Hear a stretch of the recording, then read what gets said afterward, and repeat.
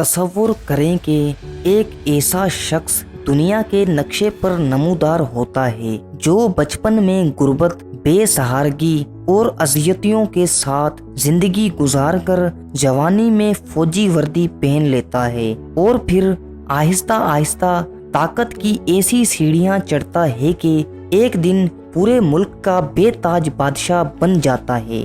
لیکن جب اقتدار کے ساتھ غرور، انتقام اور بے رحمی شامل ہو جائے تو تاریخ گواہ ہے کہ انجام صرف بربادی اور موت ہوتا ہے۔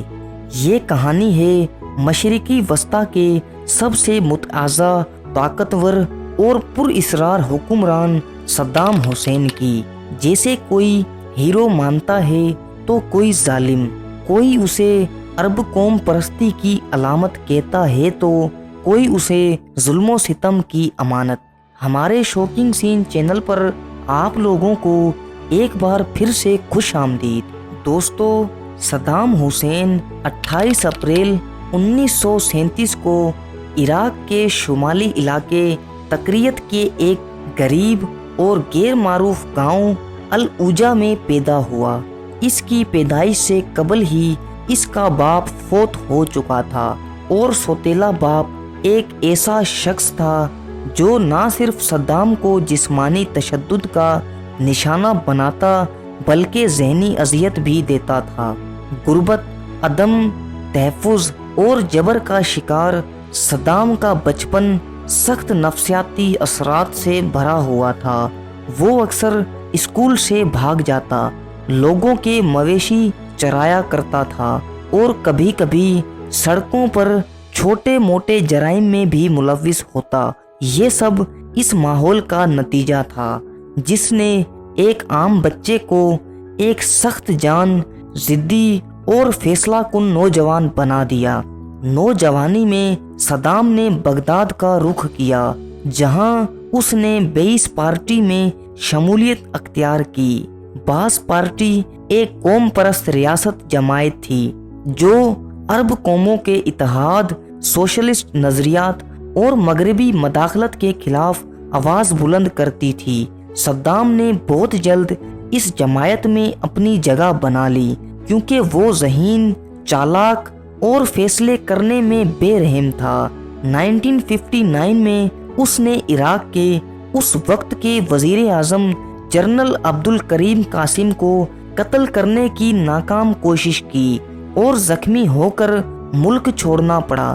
وہ شام پھر مصر گیا، جہاں اس نے قاہرہ یونیورسٹی سے قانون کی تعلیم حاصل کی، لیکن اس کی اصل تربیت خفیہ تنظیموں، بغاوتوں اور سیاسی چالوں کے اندر ہوئی۔ 1968 میں عراق میں ایک اور بغاوت کے ذریعے بعث پارٹی نے اقتدار سنبھالا اور صدام حسین اس بغاوت کا روح رواں تھا۔ اس وقت احمد حسن البکر عراق کے صدر بنے اور صدام نائب صدر، لیکن در حقیقت طاقت صدام کے ہاتھ میں تھی۔ اس نے سیکیورٹی اداروں کو اپنی گرفت میں لیا، اندرونی مخالفین کو ختم کیا اور اپنی پارٹی کو مکمل طور پر اپنے تابع بنا لیا۔ 1979 میں البکر نے بیماری کی بنیاد پر استعفیٰ دیا اور صدام حسین نے رسمی طور پر عراق کے صدر کا عہدہ سنبھال لیا، لیکن جس انداز میں اس نے اقتدار سنبھالا وہ دنیا کو ہلا دینے والا تھا۔ بعث پارٹی کے ایک اہم اجلاس میں اس نے اپنے قریبی ساتھیوں کے نام پکارے جن پر غداری کا الزام لگایا گیا اور وہیں انہیں گھسیٹ کر گولیاں مار دی گئیں۔ باقی ارکان تالیاں بجاتے رہے اور اس دن صدام نے دنیا کو واضح پیغام دیا کہ وہ اب عراقی قوم کے متعلق عنان حکمران ہے۔ صدام حسین کے دور میں عراق نے حیران کن ترقی دیکھی۔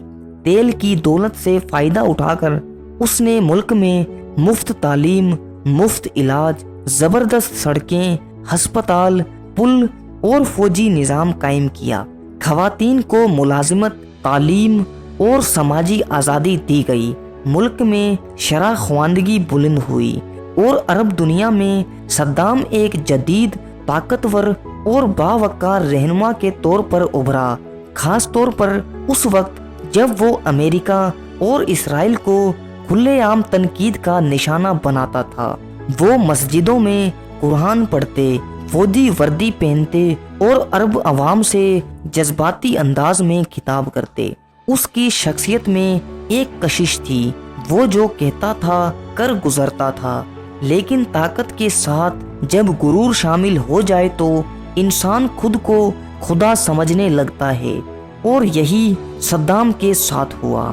1980 में ईरान में इस्लामी इनकलाब के बाद सद्दाम ने ईरान पर हमला कर दिया। इसकी वजह ये थी कि उसे खतरा था कि ईरान का इनकलाब इराक के शिया अक्सरियती इलाकों में फैल जाएगा और इसकी हुकूमत के लिए खतरा बन जाएगा। 8 साल तक जारी रहने वाली ये जंग दुनिया की तवील तरीन रिवायती जंगों में से एक थी। लाखों लोग मारे गए, दोनों मुल्कों की मईशत तबाह हो गई, लेकिन सद्दाम पीछे हटने को तैयार न था। दिलचस्प बात यह है कि अमेरिका, सऊदी अरब और दीगर खलेजी रियासतों ने इस जंग में सद्दाम को खामोशी से इसलाह, सरमाया और मालूमात फराम की। इनका मकसद ईरान के इस्लामी इनकलाब को रोकना था और सद्दाम इनका मोहरा बन गया। जंग खत्म हुई, लेकिन इराक माशी और समाजी तौर पर कमजोर हो चुका था। 1990 में सद्दाम ने एक बड़ा कदम उठाया, उसने कुवैत पर हमला कर दिया। सद्दाम का मौक़िफ़ था कि कुवैत ने इसकी तेल की कीमतों को कम करके इराक की मईशत को नुकसान पहुंचाया है, और ये कि कुवैत तारीखी तौर पर इराक का हिस्सा था, लेकिन दुनिया ने इस बार खामोशी इख्तियार ना की। अमेरिका ने अक़वामे मुत्तहिदा के जरिए एक इत्तेहाद बनाया और खलीज जंग छिड़ गई। सिर्फ चंद दिनों में इराकी अफवाज को पसपा होना पड़ा। अमेरिका ने इराक पर सख्त तरीन इक़्तिसादी पाबंदियां लगा दी, जिन्होंने इराक के शहरियों को फाकों और बीमारियों में मुब्तला कर दिया। लेकिन सद्दाम फिर भी इक़्तिदार पर कायम रहा, जैसे कुछ हुआ ही ना हो। इस दौरान उसने अपना वक्त अपने महलात, मुजिस्मों और खुफिया बैंकरों में गुजारा, जबकि अवाम जिंदगी और मौत की जंग लड़ रहे थे। 2003 में अमेरिका ने दावा किया कि सद्दाम के पास कीमियाई और तबाहकुन हथियार मौजूद हैं, और इसी बुनियाद पर इराक पर हमला कर दिया गया। चंद हफ्तों में बगदाद फतह हो गया, सद्दाम की हुकूमत खत्म हो गई और वो खुद को रूपोश हो गया। कई माह की तलाश के बाद दिसंबर 2003 में अमेरिकी फौज ने उसे एक ज़ेरे ज़मीन खुफिया बिल से गिरफ्तार किया।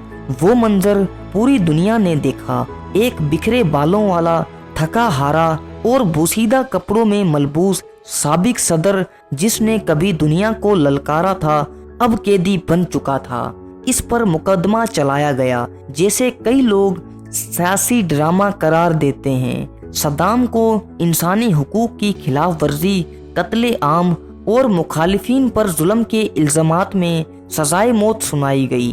30 दिसंबर 2006 में ईद उल अधा के दिन सद्दाम हुसैन को फांसी दे दी गई, लेकिन उसकी फांसी भी तनाज़ा का शिकार रही।